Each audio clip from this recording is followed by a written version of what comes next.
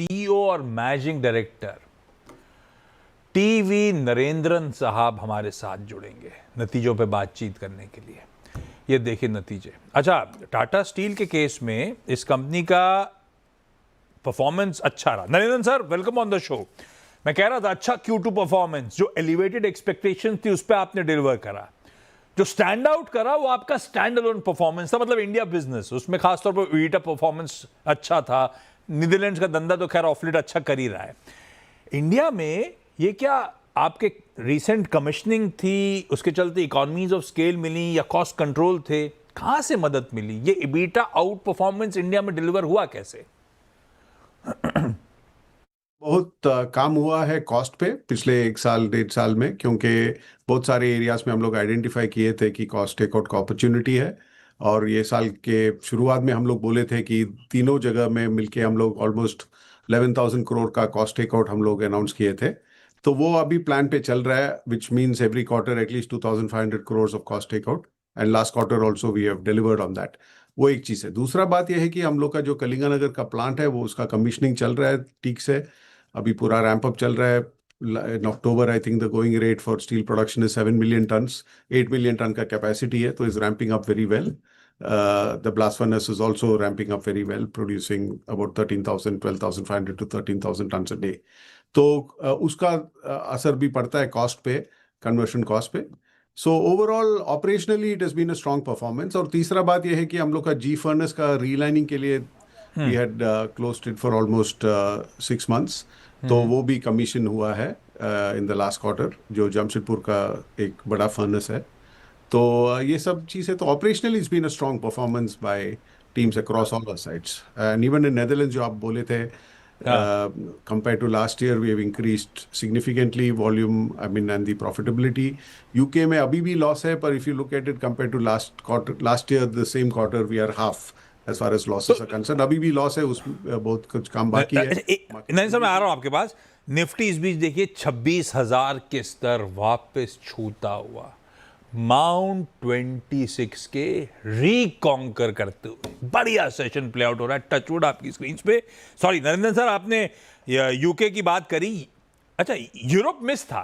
Miss in the sense की street ज्यादातर pencil करके चल रही थी $10 का ईबीटा पर टन, आया $8 ईबीटा पर टन, और उसमें भी यूके में वो सीक्वेंशली यानी कि Q1 को ईबीटा लॉसेस और वाइडन होते हुए नजर आ रहे हैं। क्या सेंस मिल रहा है आपको? ये अंडर परफॉर्मेंस क्या बचे हुए H2 में भी कंटिन्यू करेगी या हालात पटरी पे आएंगे, सुधरेंगे?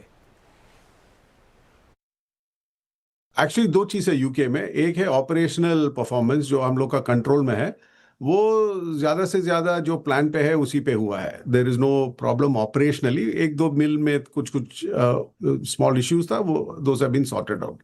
Main challenge in UK has been the market, because market has not been great.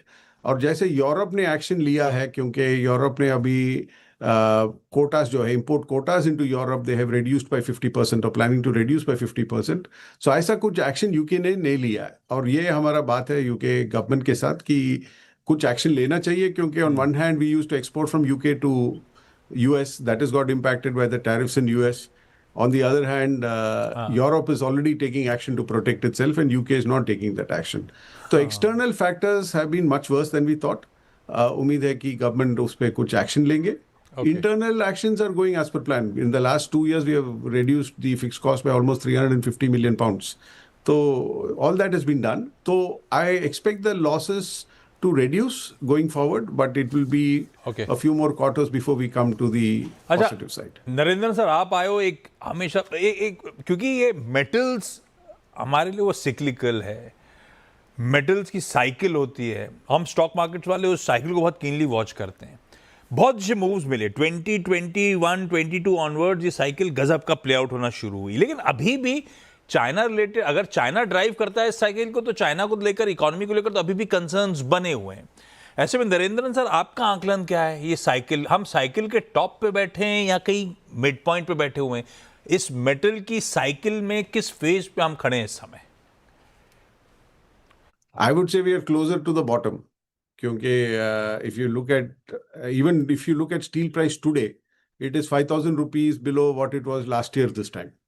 ठीक है, तो if you see commercial grade hot roll coil prices और rebar prices, hot roll coil at 45, 46, 47,000 rupees or rebar at 40,000 rupees, etc. We have not seen these prices for a very long time. So the industry has been working under very difficult conditions and still investing. So I think that's to the credit of the steel industry in India because the demand is growing. But profitability is also important. If the profitability is not there, it's difficult for steel companies to invest. So my guess is we are closer to the bottom simply for two reasons. एक है कि China का जो export जो चल रहा है 10 million ton per month पे, that is not sustainable because everyone is pushing back. ठीक है, तो अभी वो लोग ज्यादा से ज्यादा एक्सपोर्ट कर रहे हैं मिडिल ईस्ट में, थोड़ा अफ्रीका में, साउथ ईस्ट एशिया में, etcetera. But there is a push back and China has already announced that they want to cut production. They are taking some actions. Main problem in China has been the construction activity जो है, it has not picked up. All other sectors, the steel consumption is actually growing, whether it's automotive, appliances, capital goods, machinery, in all those areas, oil and gas, Chinese steel demand is actually growing. It's only construction which is 50-60% of the demand where it has dropped. तो वो तो 2-3 साल लगेगा हमारा ख्याल में to fix the construction industry. But if they cut the exports from 10 million per month to maybe 6-7 million, you will see steel prices come between $500 and $600. अभी $500 से कम में है international price around that level. So long term steel prices should come closer to $600 for the industry to be sustainable. And we are far away from that. So I think we are closer to the bottom than midpoint or certainly nowhere near the top.